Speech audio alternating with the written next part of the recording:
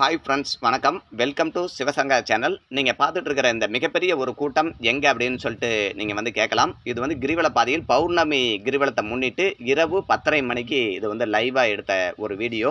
அதாவது நடக்கிறதுக்கு கூட முடியாமல் அப்படியே எள்ளு போட்டால் எள்ளு இறையாது அப்படின்னு சொல்லிட்டு கிராமத்தில் சொல்லுவாங்க பார்த்தீங்களா, அது மாதிரி மிகப்பெரிய ஒரு கூட்டம். அதாவது வேகமாக நடக்கக்கூடிய முடியல. அதாவது இன்ச்சு பை இன்ச்சாக தான் போனாங்க. அதுவும் பல இடத்துல பார்த்தீங்கன்னா அப்படியே ஸ்தம்பிச்சு நின்றுச்சு, நடக்கிறதுக்கே இடம் இல்லாமல். அந்த அளவுக்கு மிகப்பெரிய ஒரு கூட்டம் வந்து பௌர்ணமி கிரிவலத்தை முன்னிட்டு திருவண்ணாமலையில் கூடினார்கள். இதற்கு காரணம் பார்த்தா வாழும் சித்தர்கள் நிறைய இங்கே இன்னைக்கும் இருக்கிறதுனாலையும் திருவண்ணாமலை ஒரு சொர்க்க பூமி அப்படிங்கிறதுனால தான் இவ்வளோ கூட்டங்கள் வந்து தேடி வராங்க. மிகப்பெரிய நன்மைகள் நிறைய நடக்குது அப்படின்னு சொல்லிட்டு ஒவ்வொருவரும் ஒவ்வொரு அனுபவத்தை வந்து தெரிவிக்கிறாங்க. இன்னைக்கு பார்த்தீங்கன்னா வாழும் சித்தரா இருக்கிற பைரவி அம்மா கிட்ட நம்ம வந்து சில கேள்விகள் வந்து அவங்கள கேட்டோம். அவங்க கொடுத்த பதில்களை வந்து உங்களுக்கு நம்ம வந்து இங்கே இணைச்சி கொடுத்துருக்குறோம். அவங்க என்ன சொல்கிறாங்க அப்படின்னு சொல்லிட்டு நம்ம கேட்கலாங்க. தாலி கயிறு இந்த மாதிரிலாம் கொடுக்குறீங்களே, அது என்னம்மா கான்செப்ட்டு? அது நிறைய பேர் வந்து பக்தர்கள்லாம் வாங்கிக்கிறாங்க. அதில் என்னமோ குங்குமம் அந்த மாதிரிலாம் அதில் ஏதோ இருந்த மாதிரி பார்த்தேன். அப்படி வந்து சொல்லுங்க. நிறைய பேர் வந்து அதை வாங்குறவங்கலாம் அவங்களுடைய அனுபவத்தை கூட சொல்கிறாங்க. இந்த குழந்தையின்மை பிரச்சனையெல்லாம் தீருது அப்படிலாம் சொல்கிறாங்களே, அதனுடைய கான்செப்ட் என்னங்கம்மா அது? அது வந்து இப்போ என்கிட்ட வந்து அது ஒரு 3 பௌர்ணமி வந்து அந்த தாலி கயிறு அதை வாங்கிட்டு போனாங்கன்னா சரிங்க. கண்டிப்பாக அவங்களுக்கு வந்து 6 மாதத்துக்குள்ளே கல்யாணம் ஆகிடும். சரி. அது வயிற்றுல உள்ளது அப்படி குழந்தை பாக்கியத்துக்கும் வந்திருக்காங்க. அவங்களும் இப்போ நிறைய பேர் சொல்லியிருக்காங்க. அவங்களுக்கும் வந்து ஆனா பொண்ணா அதுவும் கன்ஃபார்மாக சொல்லிடுறேன். சரிங்க. அது இறைவன் அருளால் அதை சொல்லிட்டு இருக்கேன். ஆனால் 3 பௌர்ணமி வந்து என்கிட்ட இந்த தாலி கயிறு வாங்கிட்டு போகணும். Okay okay. போனாங்கன்னா உங்களுக்கு வந்து நல்லதே நடக்கும்பா. கல்யாணம் ஆயிருக்கு. கல்யாணம் ஆயிருக்கு. குழந்தை இல்லாதவங்களுக்கும் அதுக்கும் அதே தாலி கயிறு அந்த மாதிரி தான் கொடுப்பீங்களா? அது வந்து லெமன் எலுமிச்சப்பழம் நான் கொடுத்துருவேன். அவங்களுக்கு வந்து எலுமிச்சப்பழம் கொடுக்குறேன். எலுமிச்சப்பழத்தில் உண்டானவங்களுக்குலாம் நிறைய பேர் பேசியிருக்காங்க. என்கிட்ட வந்து சொல்லியிருக்காங்க, கரு உண்டாயிருக்குமா, இப்போ 5 வருஷமா இல்லாமல் இருந்து இப்போ கரு உண்டாயிருக்கு சரிங்க அப்படின்ட்டு நிறைய பேர் சொல்லியிருக்காங்க. பையன் வேணுன்ட்டு என்கிட்ட வந்தவங்களும் இருக்காங்க. அது ஒரே வருஷத்தில் 6 பேத்துக்கு வாக்கு கொடுத்துருந்தேன். பையன் பிறக்க போகிறாங்கன்னு 6 பேத்துக்குமே பையன் தான் பிறந்தான் சொன்ன மாதிரியே. அது மாதிரி சில அற்புதங்களை அண்ணாமலையார் நடத்திட்டு இருக்காருப்பா. சரிம்மா சரிம்மா, சூப்பருங்கம்மா. இப்போ உங்களுடைய இருப்பிடம்னு பார்த்தா திருவண்ணாமலையில் எங்கேயுமா இருக்கிறீங்க? திருவண்ணாமலையில் தேனிமலைன்ற இடத்துல இருக்கிறேன்ப்பா. தேனிமலையில்? ஆமாம். சரி சரிங்க. சரி, ஓகே ஓகேம்மா. அதான் உங்களுக்கு நாளுக்கு நாள் உங்களுக்கு வந்து பக்தர்கள் வந்து இப்போ அதிகரிச்சுட்டு வராங்க. நிறைய பேர்த்துக்கு ஆசீர்வாதம் வாங்குறீங்க, ஆசீர்வாதம் கொடுக்குறீங்க. இதை நீங்கள் எப்படி பார்க்குறீங்கம்மா? எல்லாமே அண்ணாமலையாரோட செயல்பா. நான் இல்லை. அதான் அந்த மாதிரி உருவம் கொடுத்தது சமயபுரத்து அம்மா தான். அந்த உருவத்தை எனக்கு அமைச்சு கொடுத்தது. மற்ற மக்களோட நான் தனியா தெரியறதுக்காக அது சமயபுரத்து அம்மா போட்ட முடிச்சு. அதனால இன்னைக்கு அது அதாவது சுயம்பா எந்திரிச்சிருக்கு. லிங்கம்னா பூமிக்கு அடியிலேருந்து தான் நான் லிங்கத்தை பார்த்துருக்கேன். சுயம்பா வருது. ஆனா ஒரு மனித ஆத்மா ரூபத்துல வந்து தலையில சுயம்பா ஏறி உட்காந்துருக்காருன்னா அது நான் எத்தனை ஜென்மத்துல பண்ண புண்ணியமோ அது ஈசனை கூட தலையில இன்னைக்கு சுமந்துக்கிட்டு இருக்கேன். இது மனப்பூர்வமா சந்தோஷமா சுமந்துக்கிட்டு இருக்கேன் அண்ணாமலையார.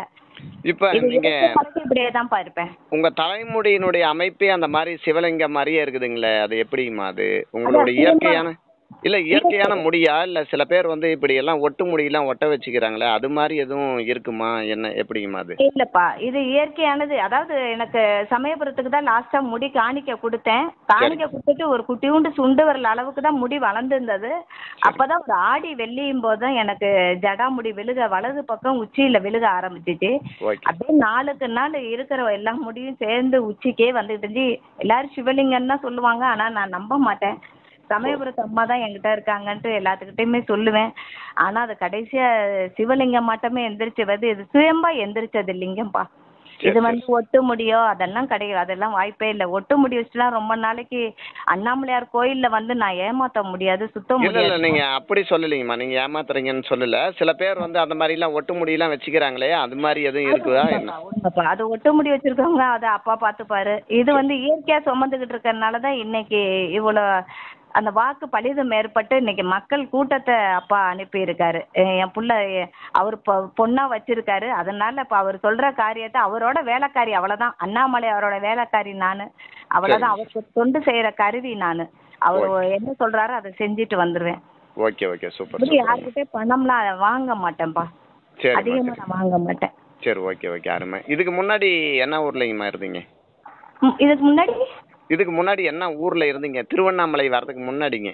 திருச்சி சமயபுரம். திருச்சி சமயபுரம் தான் என்னோட பூர்வீகமே. பூர்வீகம் சொந்த ஊரே அதுதான். ஆமா திருச்சி. ஆமா. சரி சரிங்கம்மா. நீங்க திருவண்ணாமலையை தேர்ந்தெடுக்கிறதுக்கு என்ன காரணங்க? அது நான் தேர்ந்தெடுக்கலப்பா. அண்ணாமலையார் தேர்ந்தெடுத்து கூட்டிட்டு வந்திருக்காரு. ஏன்னா அண்ணாமலையாரை பார்க்கணும், அவரை நினைக்கணும். அவர் கோயிலுக்கு வரனாலே அவர் நினைச்சா மட்டும்தான் எந்த ஒரு ஆளா இருந்தாலும் வர முடியும். ஆனா சரி. அவரு நான் இவ்வளவு திங்ஸ் எல்லாம் தூக்கிட்டு நான் வர்றேன்னா அவர் அனுமதி இல்லாம யார ஒருத்தரால இந்த மண்ணை தொட முடியாது.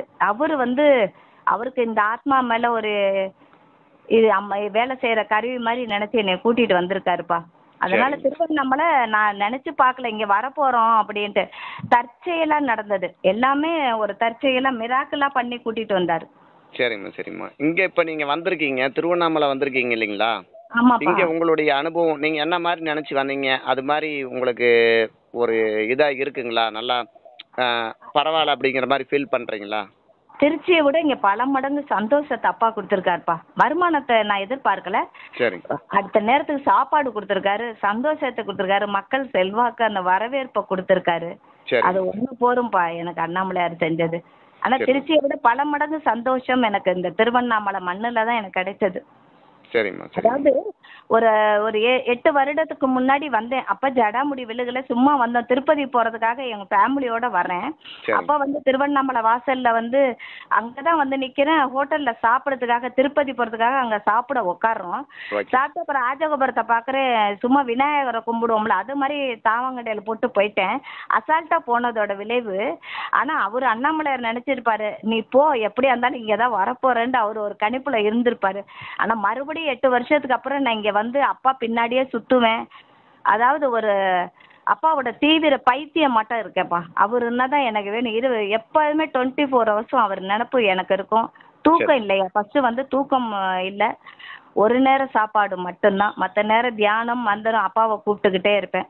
ஒரு நேரம்னா நீங்க மதியம் சாப்பிடுவீங்களா?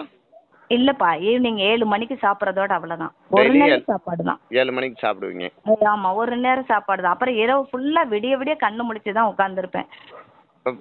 பகல் ஒரு நாளைக்கு எத்தனை மணி நேரம் தூங்குவீங்கம்மா? தூக்கன்றதே இல்லப்பா. எனக்கு மார்னிங் தான் என்னை தூங்கும். எல்லாரும் எந்திரிக்கும் போது தான் என்னை கண்ணாசார விடுவாரு. விடிய விடிய நான் ட்ரை பண்ணுவேன். அதெல்லாம் கிடையாது, தூங்க முடியாது. அந்த டைம்ல சிவமந்திரம் சொல்லிக்கிட்டே இருப்பேன். நான் எவ்வளோ இல்லை, அது லட்சக்கணக்கில் உருவேறிட்டே போகும். சிவமந்திரம்னா ஓம் நமச்சிவாயம் அப்படி சொல்லுவீங்களா, இல்ல வேற எதுவும் சொல்லுவீங்களா?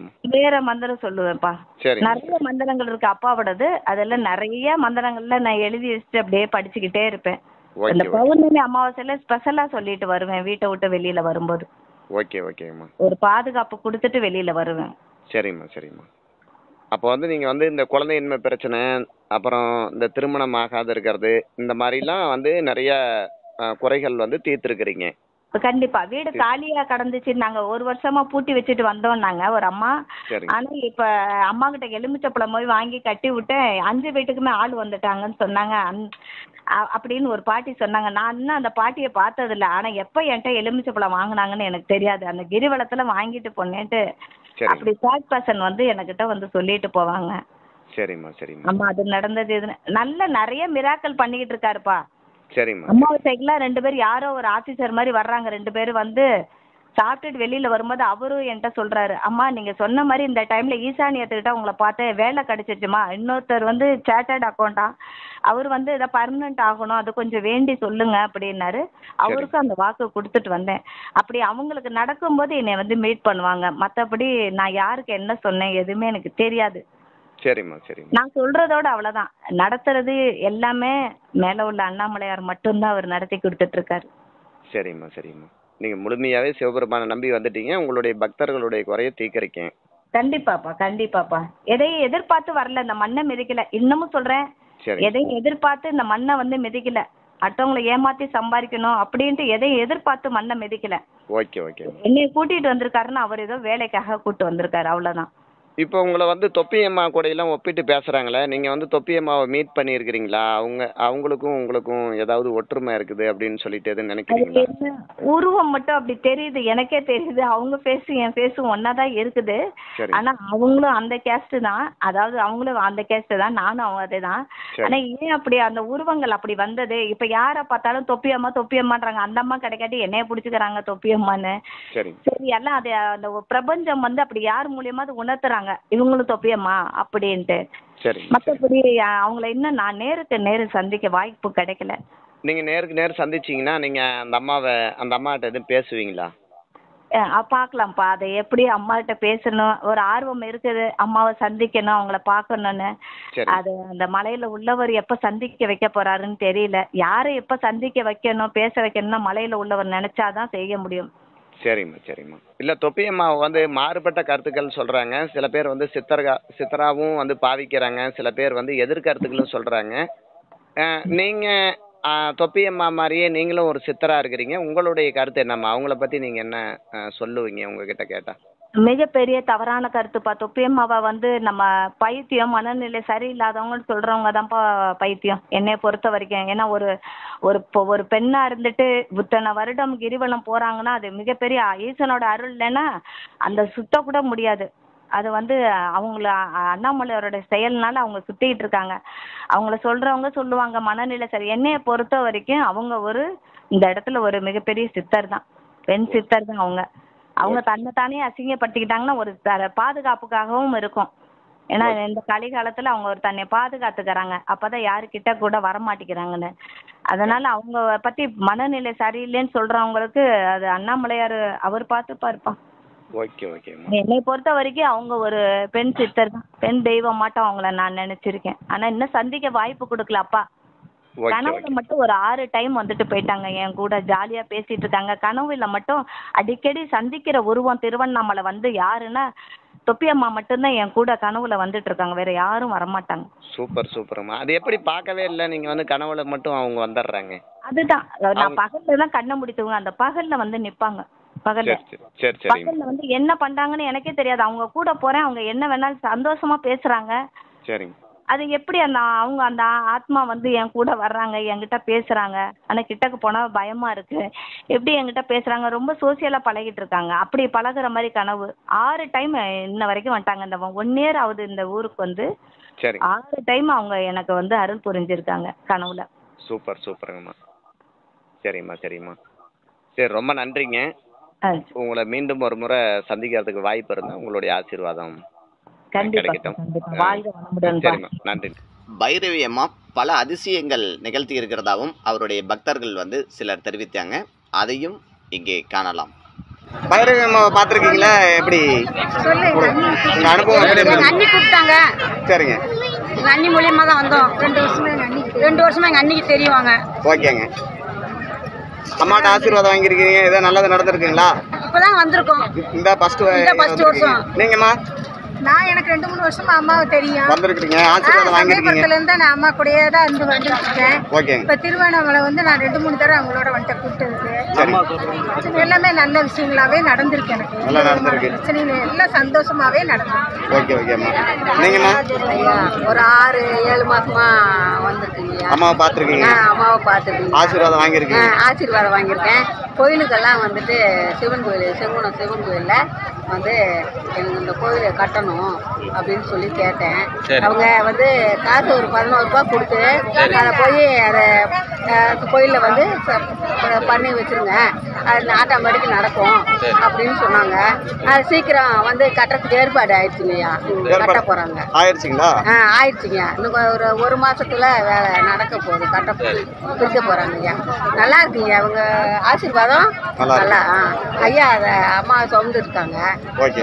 நல்லா நடந்துருக்குங்க. முதல் முறையாக வந்து திருவண்ணாமலை வந்திருக்கோம். நல்ல ஆசீர்வாதம் உண்டு. அம்மாவை பார்த்தோம். அம்மா ஆசீர்வாதம் நல்ல விதமாக நல்லா கொடுத்துருக்காங்க. திருப்பி இன்னும் மேலும் நல்லா வளர்ச்சியாக இருந்து நல்லபடியாக இருக்குன்னு சொல்லி அம்மாவே தெய்வத்தை வேண்டுறோங்க. மறுபடியும் திருப்பி வந்து அம்மா மேலே இன்னும் ஆசீர்வாதம் நிறைய வாங்க வேண்டியது இருக்குது. அதனால் வந்து எல்லோரும் இதே மாதிரியே வந்து ஆசீர்வாதம் பெற்றுக்கொண்டு கேட்டுக்கொள்கிறேன். ஓகே.